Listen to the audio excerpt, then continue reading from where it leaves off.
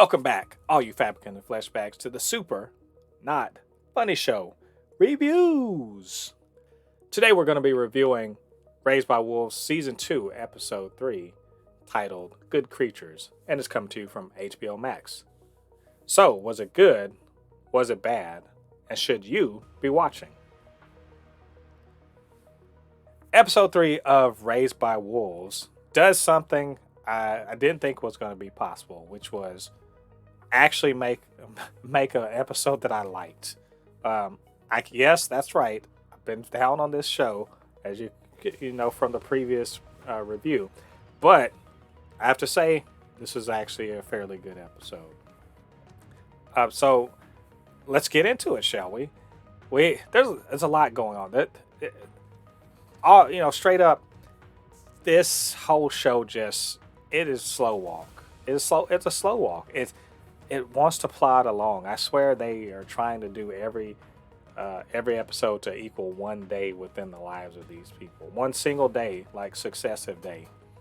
That being said, at the end of the last episode, we saw Father was marching these Mithraic prisoners to be, I guess you could say, a bait / bombs for the giant serpent that was birthed by Mother. Mother's out on a quest to go kill the thing because she's afraid it's going to try to eat everybody. And of course the Trust is sending people out in tanks and everything. Previously we also saw that Marcus had gotten a tank and everything like that and was starting to gather followers. And so in this episode we see several storylines sort of starting to crisscross and go on their own way. So of course Marcus is trying to be a messiah. So in a very interesting turn of events, and unfortunate for Father, he just can't get a break. He's more powerful and everything, and somehow Marcus still beats his ass in a fight when they run across each other. There's clearly something weird or divine or alien or whatever going on with Marcus, especially with all those weirdo veins and things going on. He's got some power, and he displays it for the people that he rescues from the little bomb packs. So his flock is growing. At the same time, we have the two resident idiots. Those would be Paul and Campion. Campion, of course, being the Mother's idea that he's going to lead the atheist collective somehow.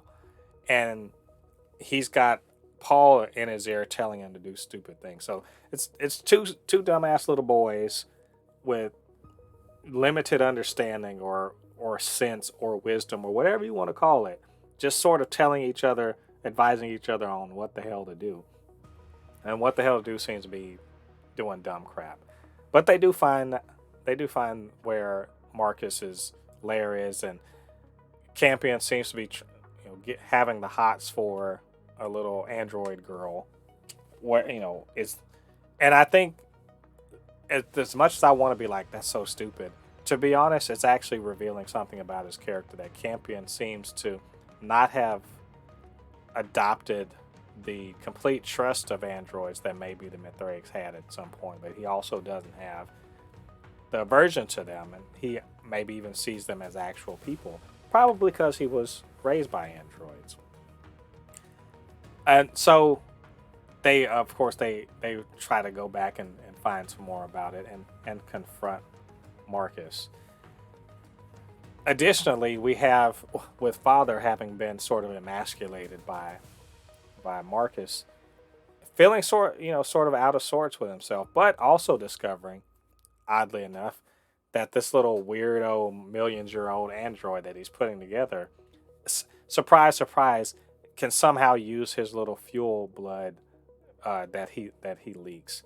Isn't that interesting? This is Ridley Scott is almost not even transparent, and he's just like, oh, it's all intelligent design, there's aliens and whatever. It's an odd coincidence that only his blood can sort of make this thing start to grow. And we can see why he's sort of like he's growing his own real doll because Mother is being sort of weird and distant, and they have problems with each other. They're having a real relationship problems in which he even storms off and can't be in her presence. And later on, because he felt emasculated, he later on was able to sort of redeem himself, fighting another little. I will always call him Jason X slash Ash Williams slash Terminator, but he redeems himself.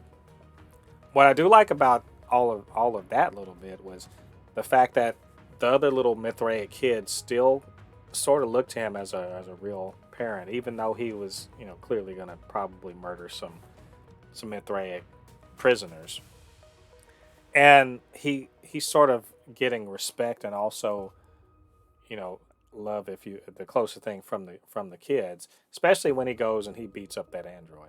It's a really nice little turn for him, and I'm interested to see where they go with that little android thing, because it looks like it's going to be another android that looks sort of like Mother. Very strange to see that work out.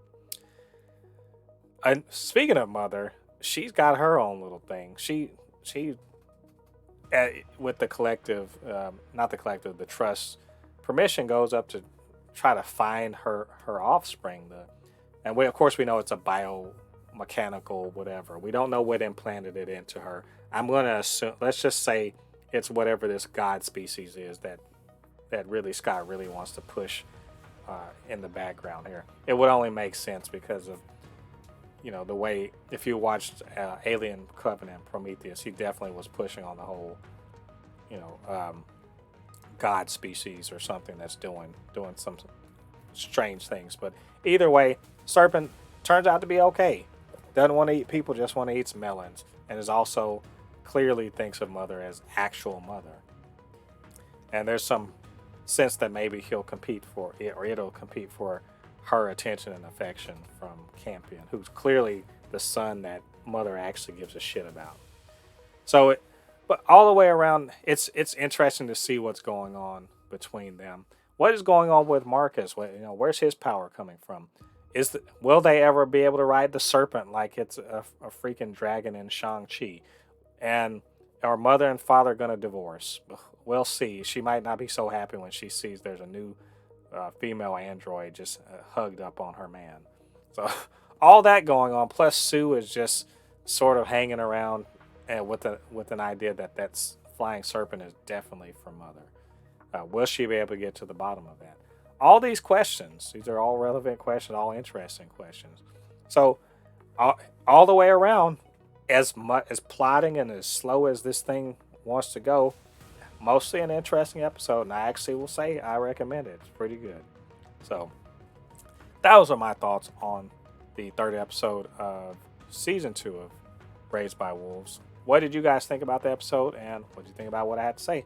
Why don't you get down to the comments, let me know what you're thinking. Of course, you can always hit me up, supernotfunnyshow@gmail.com or at supernotfunnys1 on Twitter. I would love to hear from you. Of course, if you're in the clicking mood, you can hit that subscriber button, join the Super Not Funny Show family, and the notification bell is right next to it. Go ahead and hit that. Let you know when we drop new content. We're doing reviews and podcasts, all that good stuff. All right, all you Fabricants and Fleshbags, thanks for joining me. Come back next week. I'll be reviewing episode 4 of Raised by Wolves. Until then, I've been Mo de Poupée, your resident fabricant and comment extraordinaire on all things pop culture. And I'll see you guys on the other side of the thread. Peace.